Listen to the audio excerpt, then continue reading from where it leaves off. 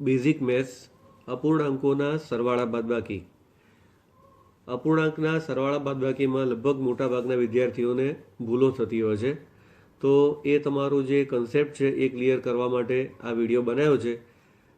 ખાસ કરીને બધા જ ધોરણની અંદર ઇવન એન્જિનિયરિંગમાં ભણતા હોય કે કોઈ પણ મેથ્સને લગતા કોઈ પણ ફિલ્ડમાં તમે ભણતા હોય તો આ એક એવો કન્સેપ્ટ છે કે જે તમને આવડવો જ જોઈએ. વધુ સમય ન બગાડતા હવે હું આ અપૂર્ણાંકના સાદુરૂપ કેવી રીતે અપાય તેના વિશે હું ચર્ચા કરું છું. બહુ ધ્યાનથી સમજશો એવી આશા રાખું છું. ઓકે, તો હવે આપણે સ્ટાર્ટ કરીએ છીએ. અહીંયા પહેલો એક સમ મેં લખ્યો છે 2/3 વત્તા 5. અહીંયા 2/3 છે અપૂર્ણાંક છે અને 5 એ પૂર્ણાંક છે. આનું આપણે કિંમત શોધવાની છે, સાદુરૂપ આપવાનું છે, બરાબર. તો સૌથી પહેલાં છેદની અંદર જે સંખ્યા 3 છે એ 3ને તમારે આ જે પૂર્ણાંક સંખ્યા છે એની સાથે ગુણવાના, એટલે 3 પંચા 15, બરાબર. તો આ રીતે તમે પહેલાં લખવાનું, છેદના 3 નીચે લખો. આ જે અંશ છે એની પછી જે નિશાની છે એમને એમ લખો અને 3 પંચા 15 આ રીતે એને સાદુરૂપમાં લખી શકાય, બરાબર. તો અહીંયા 15 અને 2 કેટલા થયા? 17 અને છેદમાં જે 3 હતા તે એમના એમ, બરાબર. તો બહુ જ સરળ વસ્તુ છે, પણ પુનરાવર્તન ન હોય તો કોઈ વસ્તુ યાદ ન રહે, બરાબર. તો આપણે આ 2/3 અને 5 એનો સરવાળો કેવી રીતે થાય તે જોયું. શું કર્યું? જે 3 હતા એને 5 જોડે ગુણ્યા એટલે 3 પંચા 15. આગળ જે નિશાની હોય તેની તે રહેવા દેવાની અને તેની પહેલાં જે 2 હતા એ પણ એમને એમ રહેવા દો. બંને પ્લસ નિશાનીઓવાળા પદો છે એનો સરવાળો કર્યો, આ પ્રમાણે તેનું આપણને સાદુરૂપ મળ્યું. બીજો દાખલો જોઈએ આ જ રીતે. તો અહીંયા સૌથી પહેલાં બરાબર લખી, બરાબર લખવાનું ભૂલશો નહીં. છેદમાં 3 લસા છે એમને એમ લખી દીધો, બરાબર. હવે આ અપૂર્ણાંક છે અને આ પૂર્ણાંક 5 છે, તો આ છેદ 3ને આપણે 5 સાથે ગુણીશું, બરાબર.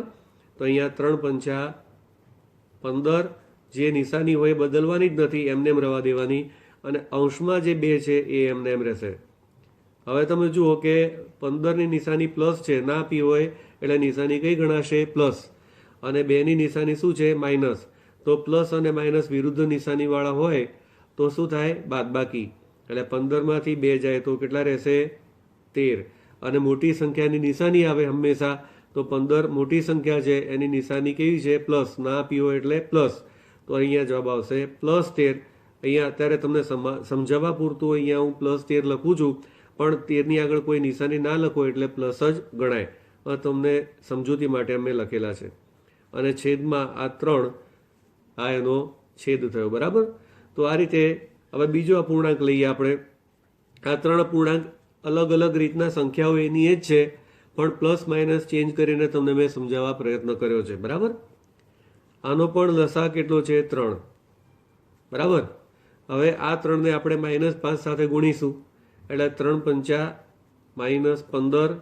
આ -2 એમને એમ રહેશે, ઉપરના 2 પણ એમને એમ રહેશે અને છેદમાં જે 3 છે એ આપણે લસા મૂકી દીધો, બરાબર. હવે તમે જુઓ કે આ બંનેની નિશાનીઓ સમાન છે.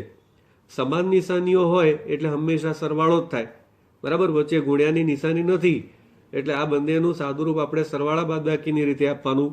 એટલે -15 અને -2 એનું સાદુરૂપ થશે, સરવાળો થશે 17. અને મોટી સંખ્યા 15 છે એની નિશાની છે માઇનસ, એટલે અહીંયા આવશે માઇનસ અને છેદમાં આ લસા 3, બરાબર. તો આ 3 અપૂર્ણાંકો મેં તમને એવા દર્શાવ્યા કે જેમાં એક પૂર્ણાંક હોય અને બીજો અપૂર્ણાંક હોય અને તેના સાદુરૂપ બહુ જ સરળતાથી આપણે સામાન્ય સિમ્પલ ગુણાકાર જ કરવાનો છે અને એના એક અંશની અંદર જે ગુણાકાર છે એ ઉમેરવાનો છે. બસ આટલી પ્રક્રિયા આપણે કરવાની છે, બરાબર. અપૂર્ણાંકના સાદુરૂપની આ જે બીજી રીત છે તેમાં જે પૂર્ણાંક છે એના છેદમાં 1 લખી દો. સમય સંખ્યાના નિયમ પ્રમાણે કોઈ પણ પૂર્ણાંક હોય તો એના છેદમાં કોઈ સંખ્યા ના આપી હોય તો હંમેશા તેના છેદમાં કઈ સંખ્યા હોય? 1, બરાબર. હવે આ પહેલો જે દાખલો છે એનું આપણે સાદુરૂપ લખીએ. તો આનું સાદુરૂપ લખતી વખતે એક વસ્તુ યાદ રાખવાની કે જે છેદ છે એ બંનેનો ગુણાકાર કરી અને પહેલાં નીચે લખી દેવાનો. એટલે 3 એકા 3 અહીંયા આપણે સૌથી પહેલાં નીચે લખી દીધા, બરાબર. હવે આ રીતે ચોકડી ગુણાકાર કરવાનું પહેલું સ્ટેપ, આ જે પૂર્ણાંકનો જે જમણી બાજુ છે, એકચ્યુઅલી સમીકરણ હોય તો ડાબી અને જમણી બાજુ આપણે એવું લખીએ છીએ, પણ અહીંયા બે જ અપૂર્ણાંકો છે તો ગુણવાની શરૂઆત ક્યાંથી કરવી એટલા માટે મારે એને ડિફાઇન કરવા માટે હું આને જમણી બાજુ કહું છું અને આને ડાબી બાજુ કહું છું, બરાબર. તો આ જે જમણી બાજુ છે એનો જે છેદ છે એને ડાબી બાજુના અંશ સાથે ગુણવાનો. ફરી યાદ દેવડાવું, સમીકરણ હોય તો જ ડાબી અને જમણી બાજુ લખાય, પણ બે સંખ્યાઓને ડિફાઇન કરવા માટે આ ડાબી તરફની સંખ્યા અને આ જમણી તરફની સંખ્યા એ પ્રમાણે હું સમજાવી રહ્યો છું, બરાબર. તો અહીંયા 2 એકા 2, જે નિશાની પ્લસ છે એ જ નિશાની પ્લસ, અને હવે આ જે ડાબી તરફનો છેદ છે એને જમણા અંશ સાથે ગુણવાનું, બરાબર. એટલે 3 પંચા 15. હવે આનું સાદું રૂપ લખીએ, 15 અને 2 થાય 17 છેદમાં 3. તે જ રીતે આ દાખલાની અંદર પહેલાં 3 એકા 3 લખી દઈએ, 3 ને 5 સાથે ગુણીએ એટલે 15, જે નિશાની છે તેની તે 1 ગુણ્યા 2 એટલે કેટલા થશે 2. હવે 15 અને 2 વિરુદ્ધ નિશાની છે એટલે બાદબાકી આવશે 13, મોટી સંખ્યાની નિશાની પ્લસ અને નીચે આવશે 3 છેદમાં. એ રીતે અહીંયા લખીએ સાદું રૂપ, 3 એકા 3, 3 પંચા -15 અને 2 એકા -2. સમાન ચિહ્નો છે માટે સરવાળો થાય, મોટી સંખ્યાનું ચિહ્ન 15 અને 2 17 છેદમાં 3. આ રીતે તેનું સાદુરૂપ આપવામાં આવે છે. હવે 2 થી વધારે અપૂર્ણાંકો હોય તેનું સાદુરૂપ કેવી રીતે અપાય એના વિશે આપણે ચર્ચા કરીએ. તો એની એક સૌથી પહેલી રીત છે કે એનો જે છેદ છે દરેક અપૂર્ણાંકનો એને બરાબર ધ્યાનથી જોવાનો. દરેક દાખલાની અંદર આ સૌથી અગત્યની વસ્તુ છે કે જે પણ તમને અપૂર્ણાંકો આપ્યા હોય તેનો છેદ સૌથી પહેલાં ચકાસો. જો છેદ સમાન હોય તો સાદુરૂપ આપણું બહુ જ સરળ થઈ જાય. આપણે આ દાખલાની અંદર જોઈએ, બરાબર. તો અહીંયા જે તમને 3 અપૂર્ણાંકો આપ્યા છે, 2/3, 5/3 અને 7/3, બધાની અંદર છેદ સમાન છે.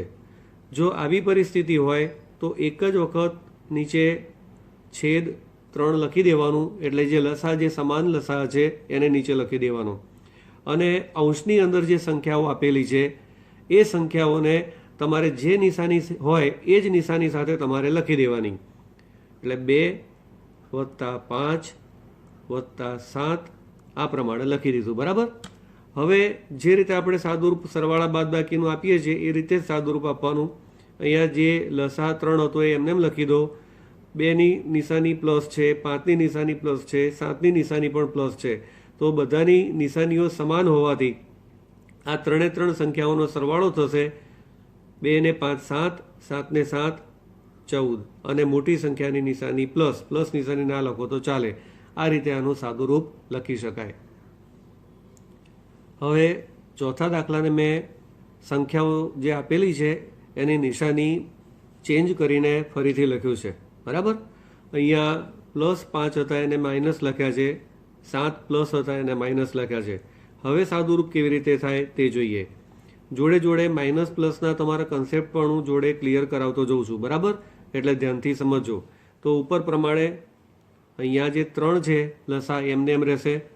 ઉપરની સંખ્યાઓ 2 - 5 - 7 આ પ્રમાણે લખાશે.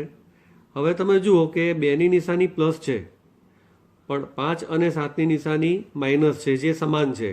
તો એને આ રીતે લખીએ 2.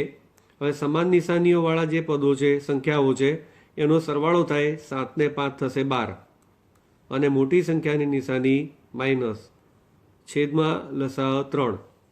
હવે આ જે ઉપર બે સંખ્યાઓ બાકી રહી એમાં 2 પ્લસ છે અને 12 માઇનસ છે. હવે વિરુદ્ધ નિશાની થઈ ગઈ તો બાદબાકી થાય. તો મોટી સંખ્યામાંથી નાની સંખ્યા બાદ કરો, 12માંથી 2 જાય તો 10, મોટી સંખ્યાની નિશાની માઇનસ અને છેદમાં આ જે 3 લખ્યા તે. તો આ રીતે જ્યારે 3 અપૂર્ણાંકો આપેલા હોય, બધાના છેદ સરખા હોય, ત્યારે એક જ વખત છેદ લખી અને તેના અંશ છે એનું સરવાળા બાદબાકીની મેથડથી તમે જે રીતે સરવાળો કે બાદબાકી કરો છો એ રીતે તમારે તેનું સાદુરૂપ લખવાનું. અગાઉ દાખલા નંબર 5માં આપણે એવા અપૂર્ણાંકો વિશે અભ્યાસ કર્યો જેના છેદ સમાન હતા. હવે આ દાખલામાં છેદ સમાન નથી. આનો છેદ 3 છે, અહીંયા છેદ 4 છે અને અહીંયા છેદ 2 છે. તો સૌથી પહેલાં છેદ સમાન બનાવવા માટે આ ત્રણેય જે સંખ્યાઓ છે એનો લસા શોધવો પડે. તો ત્રણેયનો સાથે લસા કેવી રીતે શોધાય એની અહીંયા બાજુમાં હું ગણતરી લખું છું. તો સૌથી પહેલાં 4 અને 2 આ બે સંખ્યાઓ એવી છે કે જેને 2 વડે ભાગી શકાય છે. એટલે સૌથી પહેલાં આપણે 2 વડે ભાગ ચલાવીશું. 3 એમને એમ રહેશે, 2 દુ 4, 2 એકા 2. હજુ 2 છે એટલે ફરી 2 વડે આપણે ભાગ ચલાવીશું. 3 એમને એમ રહેશે, 2 એકુ 2, 1 ના 1. અને હવે 3 વડે 3, 3 એકા 3, 1 અને 1. હવે લસાઅ 3, 4, 2 બરાબર આ બધાનો ગુણાકાર કરો એ લસાઅ થાય. 2 દુ 4 તરી 12, 12 લસાઅ થયો. બરાબર. તો આ રીતે સૌથી પહેલાં આપણે લસાઅ શોધી નાખવાનો. હવે શું કરવાનું, હું જે મેથડ બતાવું છું એ બરાબર ધ્યાનથી જોજો. દરેક અપૂર્ણાંક જે આપેલો છે એની સાથે ગુણ્યાની નિશાની લખી અને એક લીટી દોરો. પછી આ જે નિશાની છે તેની તે નિશાની લખો. 7/4 આ જે અપૂર્ણાંક છે લખો, એની સાથે પણ ગુણ્યાની નિશાની કરી એક લીટી દોરો. પછી આ માઇનસ નિશાની છે એ એમની એમ લખો. ત્યાર પછી 5/2 છે એમને એમ લખો અને ગુણ્યા લખી અને ફરી એક લીટી દોરો. હવે શું કરવાનું છે બરાબર ધ્યાનથી સમજજો કે આપણે બધાનો છેદ કેટલો લાવવાનો છે? 12. તો 3ને કઈ સંખ્યા વડે ગુણવાથી 12 આવે? તો આપણને ખબર છે 3 ચોક 12. પણ માત્ર છેદને ગુણી દેવાથી રકમ બદલાઈ જાય તો ઉપર 4 વડે ગુણી દો એટલે મૂળ રકમ પાછી થઈ ગઈ. બરાબર. એ જ રીતે 4 છે તો આ 4ને 3 વડે ગુણવાથી નીચે 12 આવે તો અંશને પણ 3 વડે ગુણી દો. આપણે આ ગુણ્યા લખીને અંશને ગુણીએ છીએ એટલે મૂળ રકમ તેની તે રહે. એ જ રીતે 2 6 12, 2ને 6 વડે ગુણ્યા, અંશને પણ 6 વડે ગુણ્યા. બરાબર. હવે આપણું કામ સરળ થઈ ગયું. બધાનો છેદ જે છે એ 12 થઈ જશે. અંશનો ગુણાકાર ઉપર લખો, છેદનો ગુણાકાર નીચે લખો. 4 દુ 8, નીચે 4 તરી 12. નિશાનીઓ વચ્ચે જે હોય એમની એમ રાખવાની, વત્તા એમને એમ. ઉપર 7 તરી 21, નીચે 4 તરી 12.